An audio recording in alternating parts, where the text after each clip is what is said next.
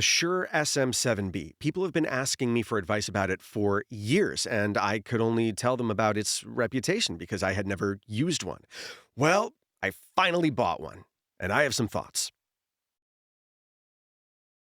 Hi, everybody. David Ottavino here. I'm a classically trained stage actor who now earns a living recording voiceover from home. And I finally just bought a Shure SM7b. I have never used one before. I've been doing voiceover for more than a decade. I've never used this microphone before, but it's one of the microphones that people ask me about the most because it's so popular. I could only advise people based on what I knew about its reputation. So these were my expectations about the Shure SM7b going in. I've always thought of it as a pretty easy recommendation if you have the cash because it's supposed to be fairly foolproof. As a dynamic microphone, you can set it up in an open air environment in an untreated room, and it will do a better job at rejecting room echoes, reflections, and ambient noise like trucks or traffic. A better job than a condenser, a studio condenser microphone would.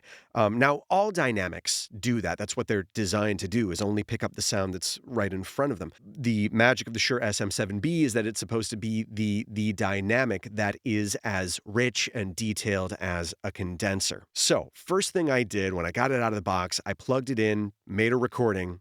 Let me tell you, that is not what I heard. I was immediately disappointed in the sound of this microphone. I was expecting something way more like the sound of a condenser. It is not that. This is a dynamic microphone through and through. And what dynamic microphones have is what we call a very mid-forward sound. The mid-range is sort of pronounced. On certain voices, it just sounds perfect, but it's definitely the sound that we associate with radio and broadcast. It's neither a good sound nor a bad sound. It's just a very different flavor from what a condenser will give you. My biggest problem with this microphone upon first listening to it was, wow, this thing sounds really, really muffled. It's like this thing is wrapped up in a wool blanket. Now, the first thing I had to consider was that I use condensers more often than dynamics in my voiceover work, so that's what my ear is attuned to hear. And condensers typically have a more pronounced high end, and that gives the effect of more high frequency detail, sort of a crispness in diction. And this thing didn't have that at all. It sounded just like flat and dead. So the trick for me was to remove the foam pop filter. It's the first thing I did, and I liked the sound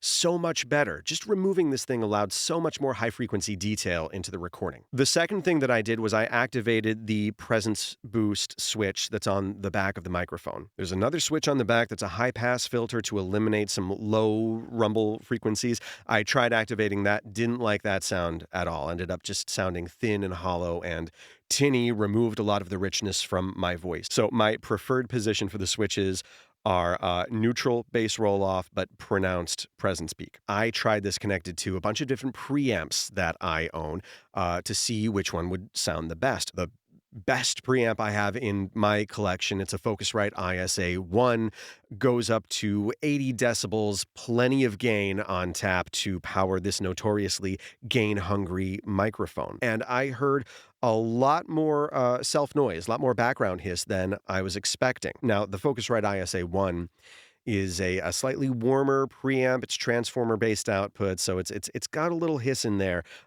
when you push the gain that high. What I found I loved it running through is my DBX 286 channel strip. Now, that only goes up to about 70 decibels of gain, but it's a bit cleaner. There's no transformer. The DBX is a piece of equipment that you would typically find like in a radio station or broadcast studio, which is where you'd typically find this microphone. So these two pieces of equipment commonly go together, and I ended up really liking the sound that I got. I got a slightly lower noise floor from my DBX than I did with my ISA1.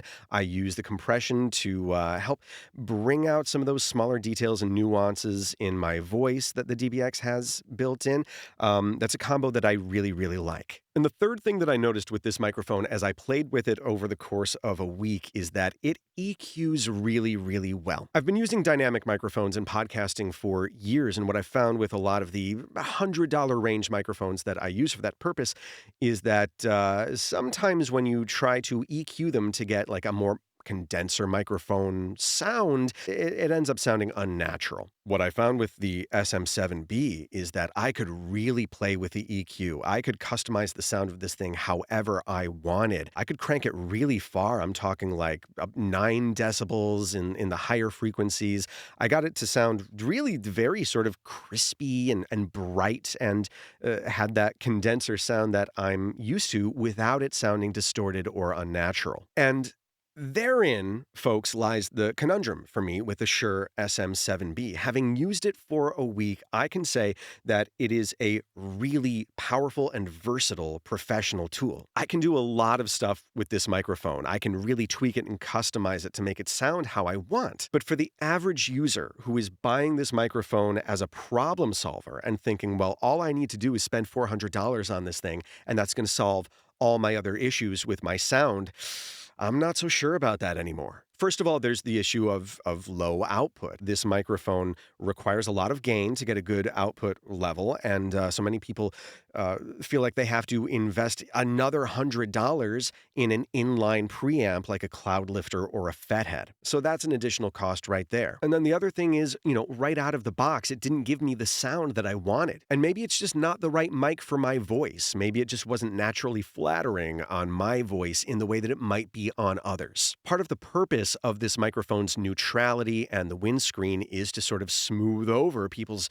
rough edges. That's what makes this microphone great for broadcast, is that anyone can use it and sound intelligible, legible, and it will do a good job of eliminating room reflections and plosives and mouth noises because it's less sensitive. But if you want is that real clean, crispy, bright sound that's typically associated with voiceover, that captures a lot of nuance and detail, and you feel like it's someone talking right into your ear, you might not get that sound out of this microphone right out of the box. My initial disappointment with the sound of this microphone gave way to being impressed. If you know what you're doing, you can get a lot out of this microphone. But if you're just starting out, be prepared for the fact that it might not be everything that you were dreaming of. Now, the last thing that I did with the Shure SM7B is I did a direct comparison to the Shure SM57 covered by a Shure A81WS windscreen, which is famous for giving you a sound similar to the SM7B, but at a fraction of the cost. I found that that wasn't quite true, but I'd like to do a whole video about that in the future. So stay tuned for that. So those were my initial thoughts on using a Shure SM7B every day for an entire week. It's definitely not what I expected, but I'm impressed at the end at the power and versatility of this tool that it turns out might not be the best choice for beginners after all. If you enjoyed this video and you thought it was helpful and informative, please like and subscribe and continue to follow the channel. Thanks a lot for joining me today. See you next time.